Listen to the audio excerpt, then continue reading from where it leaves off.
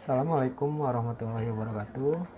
Kembali lagi bersama gua Yogi Alamnasya Putra. Nah, di sini gua akan membahas mengenai pertanyaan terdapat dalam forum 10, yaitu mengenai bagaimana tahapan proses audit mulai dari tahap penilaian risiko, respon atas penilaian risiko, dan selanjutnya pada tahap pelaporan. Nah, di sini gua akan membahas mengenai perusahaan yang gue bahas pada tugas besar 2, yaitu pada perusahaan PT Bumi Resource Tbk, yang mana di sini gue akan membahas, gue di sini diasumsikan sebagai auditor yang akan melakukan audit kepada PT Bumi Resource Tbk. Yaitu yang pertama itu gue akan melakukan penilaian risiko, lalu respon atas penilaian risiko, dan selanjutnya gue akan melakukan pelaporan atas hasil audit yang telah gue audit pada perusahaan tersebut. Nah, sebelum gue melakukan audit, di sini gue akan membuat perencanaan audit, yaitu dengan mengukur ambang batas material, yang itu pada overall materiality, performance materiality, dan asersi materialitas. Yang mana di sini gue asumsikan pada laporan perusahaan PT Bumi Resource Tbk pada jumlah total aset. Nah, di sini gue akan membahasnya. Ya, di sini gue akan mengukur nilai ambang materialitas sebelum melakukan audit. Di sini gue akan membuat perencanaan audit, yaitu dengan mengukur overall materiality, performance materiality, dan asersi materiality. Nah, di sini gue asumsikan pada overall materiality ini pada total aset, yang mana pada laporan PT Bumi Resource Tbk di sini menggunakan dolar Amerika Serikat. Namun di sini gue asumsikan bahwa nominal yang terdapat dalam laporan ini adalah sebagai nilai rupiah. Nah, di sini total aset PT Bumi Resource Tbk pada tahun 2011 itu sekitar 7.368.121.749. Nah, di sini dari total aset ini gue akan mengukur nilai ambang materialitas, yang mana di sini terdapat hasil perhitungan materialitas, yang mana overall materiality ini gue asumsikan 1% dari aset. Nah, di sini didapat sekitar 73.681.217. Nah, di sini juga terdapat performance materiality, yang mana gua asumsikan PM ini sekitar 70%, karena pada PT Bumi Resource Tbk ini untuk penilaian resikonya ini cukup tinggi, maka gua asumsikan sekitar 70% dari OM, yang mana didapat 51.576.852. Dan di sini juga ada asersi materiality, yang mana ini gue asumsikan sekitar 3% dari OM, didapat 2.210.436. Nah, dari perencanaan audit pada materialitas ini akan gue uji pada selanjutnya pada tahap penilaian risiko. Nah, setelah membuat materialitas, maka di sini gue akan melakukan tahap selanjutnya, itu pada tahap penilaian risiko, yang mana di sini gue akan melakukan audit pada PT Bumi Resource Tbk. Ya, selanjutnya gue bakal melakukan tahap penilaian risiko, yang mana di sini pada tahap penilaian risiko terdapat berbagai cara, yaitu melakukan wawancara, lalu melakukan analisa, dan melakukan observasi dan inspeksi. Dan pada tahap proses wawancara, di sini gue akan melakukan tanya jawab kepada pihak-pihak yang terdapat pada perusahaan tersebut, yang mana yaitu pada dewan komisaris, dewan direksi, manajemen, maupun pihak lainnya. Yang mana di sini gue akan menanyakan bagaimana pengendalian pada perusahaan tersebut, dan bagaimana pengawasan, dan apakah terjadi error atau fraud pada perusahaan, dan bagaimana untuk di fraud itu diketahui. Nah, selanjutnya setelah melakukan tanya jawab, gua bakal melakukan analisa nih dari tahap penilaian wawancara tadi. Di sini gue menganalisa pada data yang gue peroleh, maka gue bisa berasumsi membuat ekspektasi lah pada laporan. Misalkan gue membuat ekspektasi pada laba di sini, gue asumsikan misalkan 500 juta.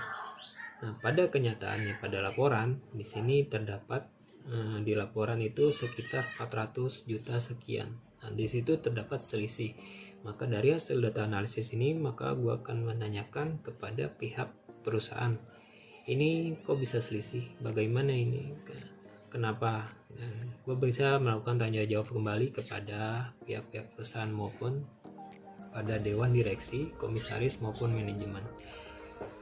Nah, pada tahap selanjutnya juga gue akan melakukan observasi, yang mana di sini gue akan melakukan kunjungan, misalkan ke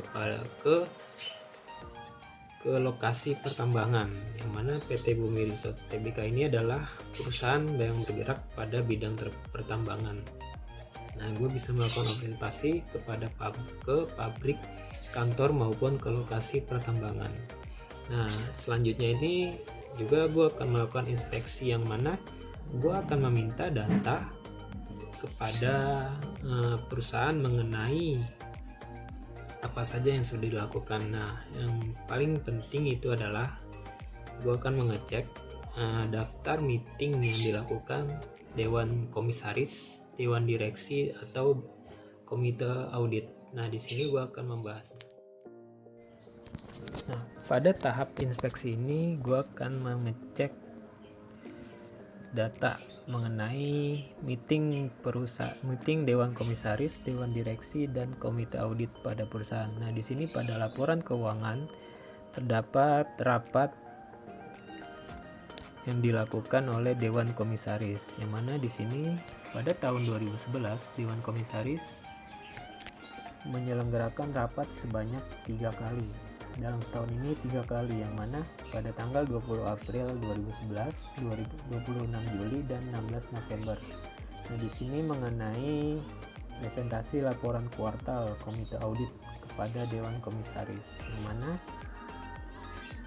di sini untuk dewan komisaris masih terdapat yang tidak hadir pada rapat tersebut, yaitu sekitar di sini ada 3-4 orang yang tidak hadir pada rapat dewan komisaris. Nah, selanjutnya di sini juga terdapat rapat dewan direksi. Rapat dewan direksi dalam setahun ini diselenggarakan sebanyak 4 kali, yaitu pada 8 Maret 2011, 30 Maret, 31 Mei, dan 5 Agustus. Yang mana ini membahas mengenai status persiapan IFRS, pembaruan remunerasi, laporan keuangan triwulan pertama, dan hasil produksi. Nah, pada rapat direksi ini juga masih ada yang tidak hadir. Nah, di sini kalau di sini dilihat kehadiran untuk dewan direksi ini, pada rapat ini rata-rata dia datang setiap rapatnya, namun terdapat ada yang dalam 4 kali rapat masih terdapat 2 kali tidak hadir, 1 kali tidak hadir. Nah, di sini juga terdapat rapat gabungan dewan komisaris dan dewan direksi, yang mana dalam 1 tahun rapat ini dilakukan sebanyak 2 kali, yaitu pada 14 Oktober dan 9 Januari. Yang mana di sini juga rata-rata pada rapat gabungan ini dewan komisaris dan dewan direksi ini hadir untuk membahas rapat. Nah, selanjutnya juga terdapat rapat komite audit. Nah, pada rapat komite audit ini diselenggarakan dalam 1 tahun itu 19 kali rapat, dan termasuk 3 kali rapat dengan dewan komisaris. Nah, di sini juga terdapat tanggal-tanggal yang dilakukan rapat oleh komite audit. Nah, di sini juga ada bagian IT, bagian KP, MM, dan IS, yang mana ini rata-rata pada rapat tersebut hadir. Dan juga di sini juga terdapat rapat komite manajemen risiko. Nah, ada rapat komite manajemen risiko ini diselenggarakan 2 kali dalam 1 tahun. Yang mana di sini mengenai aktivitas ARM, hasil penilaian risiko, rencana divisi manajemen risiko, dan tinjauan tujuan strategis pada PT Bumi Research Tbk. Mana di sini diselenggarakan pada tanggal 26 Juli dan 1 November.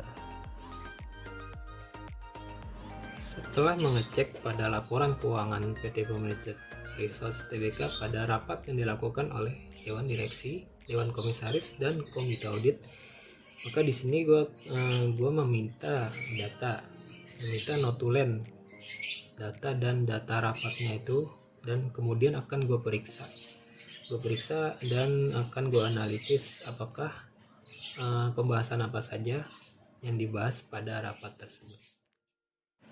Nah, setelah melakukan sesi tanya jawab, analisis dan observasi dan inspeksi, maka selanjutnya gue akan melakukan tahap pengujian pengendalian dari apa yang udah gue peroleh dari sesi tersebut. Dan tersebut gue akan melakukan pengecekan, baik itu melakukan konfirmasi, verifikasi, tracking, maupun mengecek voucher apakah yang disajikan pada laporan keuangan telah sesuai dengan bukti fisik. Nah, di sini gue akan melakukan pengujian substansial dan tes host control, yang mana di sini gue akan melakukan berulang kali dengan mengecek dan melakukan tanya jawab kembali. Nah, setelah melakukan tahap pengujian pengendalian, nah di sini juga gue akan melakukan pada tahap tingkat asersi, yang mana tingkat asersi ini pada CRO APD, yaitu complete, existence, right, obligation, valuation, allocation, dan presentation dan disclosure. Yang mana di sini pada tingkat asersi gue akan mengecek bukti fisik dan yang terdapat pada laporan apakah benar adanya, yang seperti dibahas pada pertemuan sebelumnya mengenai utang pajak. Apakah utang pajak yang disajikan itu lengkap, tidak ada yang disembunyikan? Lalu apakah terdapat kewajiban perusahaan mengenai utang pajak? Apakah kewajiban tersebut benar-benar merupakan kewajiban perusahaan? Nah, lalu dengan mengecek piutang juga. Di sini piutang kita bisa mengecek pada apakah piutang yang disajikan itu benar adanya. Nah, lalu kita bisa mengkonfirmasi dengan meminta data piutang-piutang pada perusahaan tersebut dan melakukan konfirmasi kepada pelanggan. Nah, setelah itu juga kita bisa melakukan presentation, valuation, allocation, dan disclosure, itu pengungkapan. Yang di sini kita bisa cek pada laporan keuangan dan kita bandingkan dengan bukti fisik pada perusahaan. Nah, setelah melakukan hasil penilaian resiko, lalu respon atas penilaian risiko. Nah, di sini gue akan melakukan pelaporan atas hasil audit yang gue lakukan pada PT Bumi Research Tbk, yang mana pada hasil temuan ini gue asumsikan gue menemukan kecurangan yang terdapat pada laporan PT Bumi Research Tbk, yang mana pada hasil opini yang akan gue berikan pada hasil temuan gue ini, maka gue akan berasumsikan bahwa gue akan berpendapat pada opini tidak wajar, karena di sini gue menemukan kecurangan yang dilakukan oleh PT Bumi Research Tbk. Dan apabila di sini gue gue sudah menemukan kecurangan, namun kecurangan itu masih belum terdeteksi dengan menggunakan detection rate, maka di sini gue akan mengasumsikan pada opini wajar dengan pengecualian. Nah, berikut penjelasan gue mengenai tahap-tahap melakukan proses audit dari tahap penilaian risiko, respon atas penilaian risiko, dan pelaporan. Nah, di sini asumsi gue sebagai auditor. Nah, berikut tadi penjelasan gue mengenai proses audit. Kurang lebihnya mohon maaf dan wassalamualaikum warahmatullahi wabarakatuh.